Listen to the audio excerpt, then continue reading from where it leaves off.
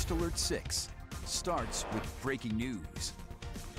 That breaking news this morning, one person is in the hospital after an overnight cutting.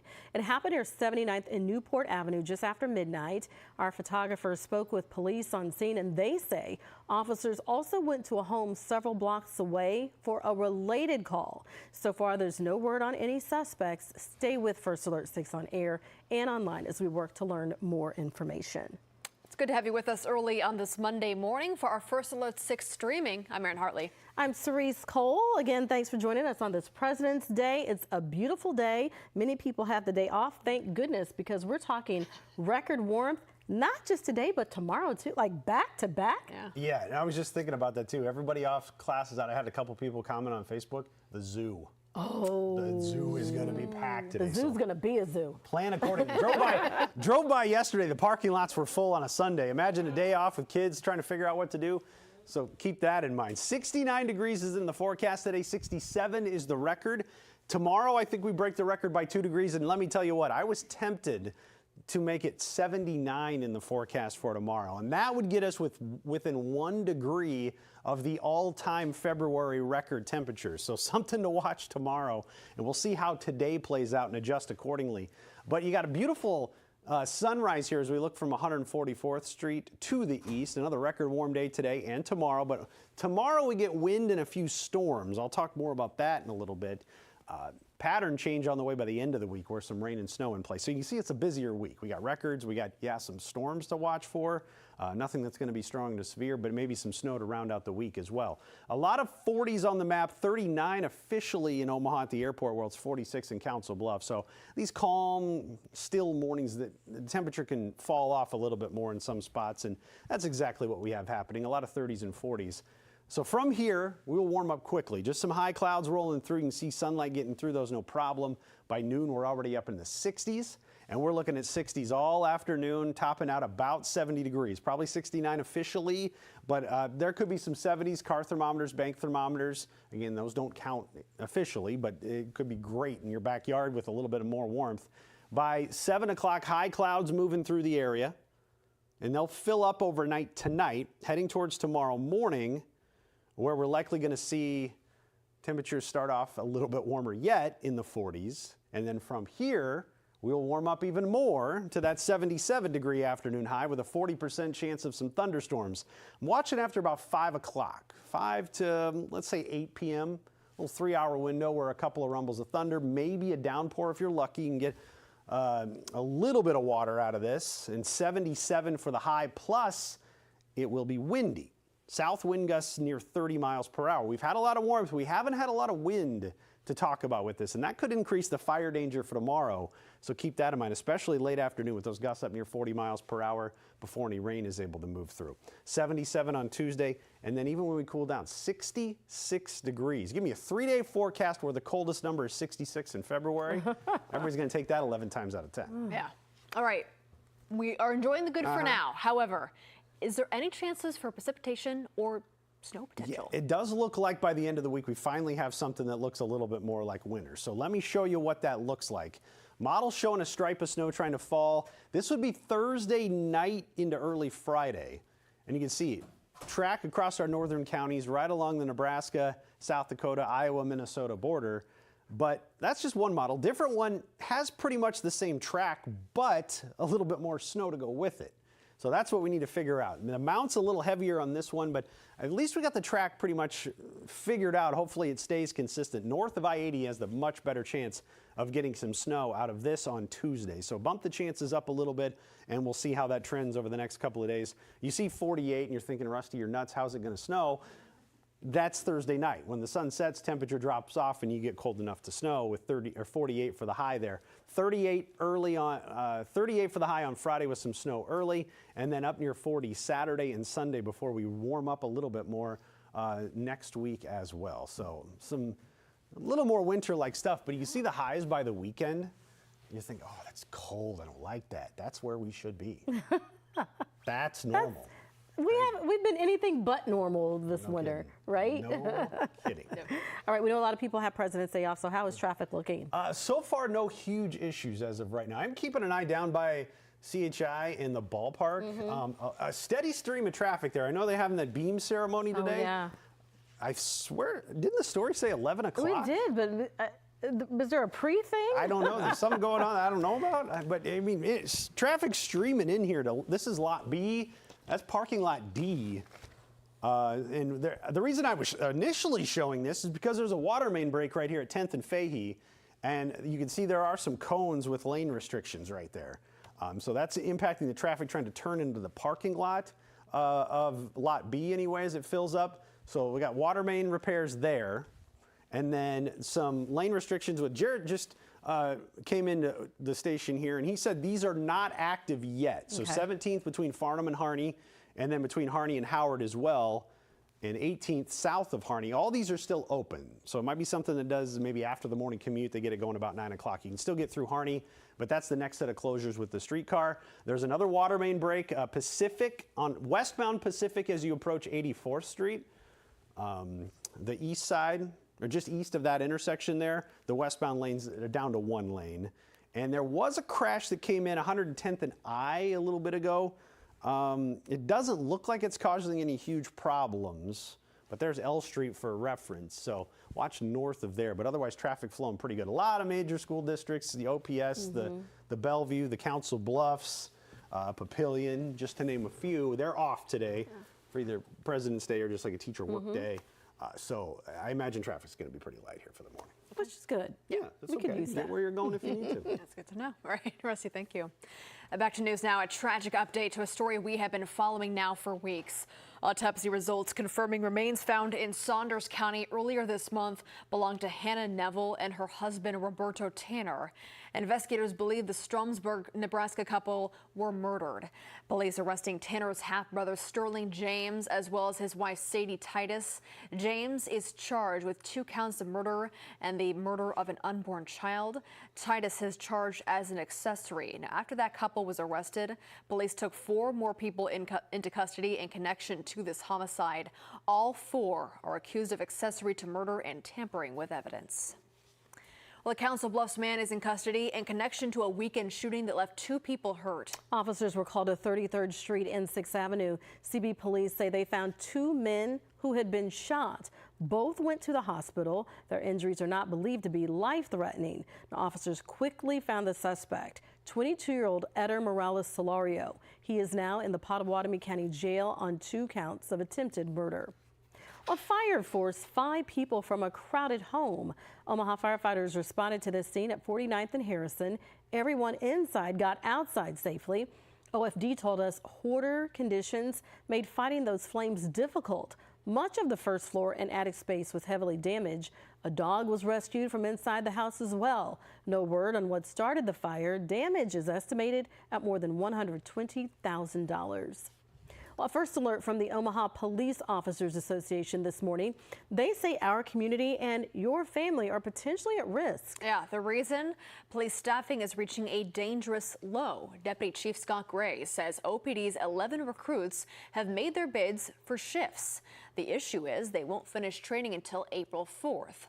Well, that leaves some crews short for a month. And despite this, Gray says the situation is not as dire as portrayed.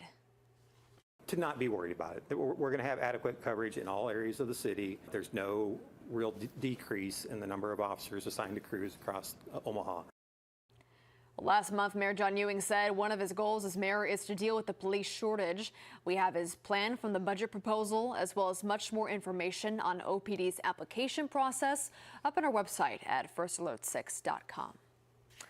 Coming up, the CHI Health Center is growing today, marking a major step in expansion. Yeah, we've got more to tell us on the event when we come back.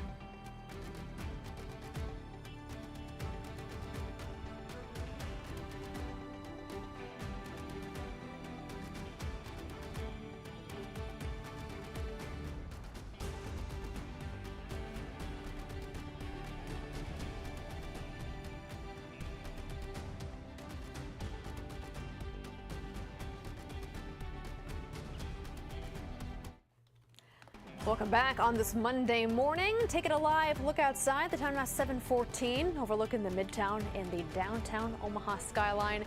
It's going to be a great forecast in store for a holiday for many people out there. Kids may be off of school. You may be at home relaxing. Well, you can go outside, get some fresh air. It's a great day to do it. Yeah, my wife even said she was sitting out in the front porch yesterday and it got hot in the direct sunlight. And I'm like, okay. Haven't had that in a while. Yes.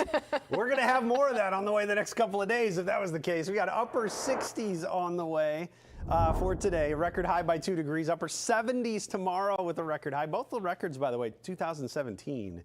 So very warm stretch that we're mimicking this year. Now, 39 right now with traffic moving along pretty well. There's 90th and Dodge. Jacket and warm hat. That's probably all you need. Might not even need the warm hat. Things are going to be very, very nice. And once that sun rises, we are going to warm up quickly. High clouds trying to get in the way. They're not going to do much today. 30s and 40s should get a chance to rebound. 30s up to the north, 40s to the south. Some places still near 50 degrees right now. Average high is 39, by the way. That's where we're at right now in the metro. Upper 60s for a high today, cooling off slowly down to the 40s overnight into early tomorrow morning. Let's talk about the wind, because we haven't had a lot of wind to go along with the warmth. Usually you need a little help this time of year. Well, you're not going to get it today, so that's good news. That's why I think today's probably the better of the 2 days, because look at the light winds, maybe a gust near 15 miles per hour as we go through the afternoon. Into the evening, though, the winds will start to pick up, especially by tomorrow morning. Notice by 9-10 o'clock, we're talking gusts 30 to 35, so a blustery day Tuesday. Those gusts could hit 40 miles per hour in the afternoon, out ahead of what could be a couple of thunder showers moving in. Yes, thunder showers. So we'll watch the wind into the evening as well, and overnight Tuesday night try to pick up a little bit too. But 77 for the high on Tuesday with the wind that I mentioned and dry conditions. So we'll take whatever rain we can get. There's not going to be a ton, but notice by 5 o'clock, a couple little specks here that could be some thunder showers moving northeast. Yes, mid-February thunderstorms through about 8 o'clock. Don't expect it to be severe. I think worst case, maybe a 40-mile-per-hour wind gust and some downpours. So we'll track these and see if they strengthen a little bit. I think wind would be the problem if there's going to be anything. But overall, that's the first potential for some rain. 66 for Wednesday. Then on Thursday, some snow to watch for that could travel across our northern counties. Right now, I'd say north of I-80 has the best bet of seeing some of this. And this would be Thursday evening after we start to cool down into the overnight and maybe lingering into early Friday. So that's one thing to watch for Thursday night. That'd be the next potential for a first alert day. I want to see what a little more model data does with that one before we issue one of those, because maybe it trends a little farther north and out of our area. Okay, so even with that snow and the cool down, we're looking at 38. I mean, this is February 16th. Yeah. Is there any chance of like a real Arctic blast in the forecast that you see? So today's the 16th. We give you the 10-day forecast. That gets you to the 26th. Okay. And we're almost to the end of the month. And the answer is no. No. There's no Arctic air or anything to be found right now. It's still bottled up way to the north. So if we get a little bit of snow, which models show this track, again, north of I-80 with that one, and north of I-80, different model, a little more snow out of this one. So I have to keep an eye on the amounts are still up in the air, but that's what we'll be tracking. And you even go into early March, warmer than average is still winning out. Now remember, average is upper 30s to right around 40.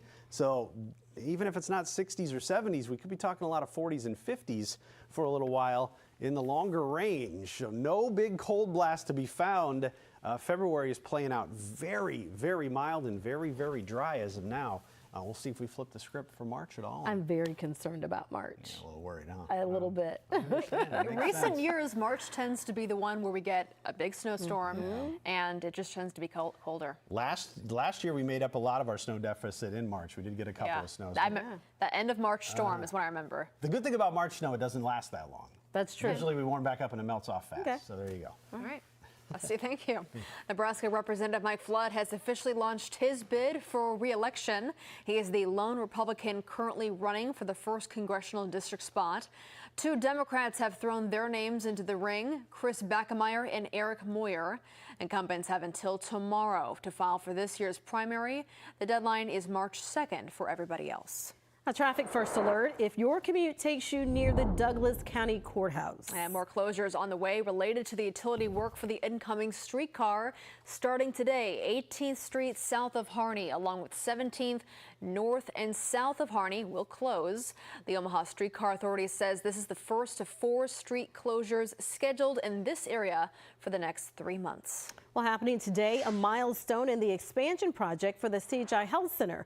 Now, Mecca is hosting a topping out ceremony to place the final highest beam in the expansion's construction. So when it's completed, the convention center will be more than 420,000 square feet. It'll also feature 25 new meeting rooms. The event takes place at 11 a.m. Still ahead this morning, a local nursing home put out a Valentine's Day plea on social media. And the response overwhelming. More details coming up.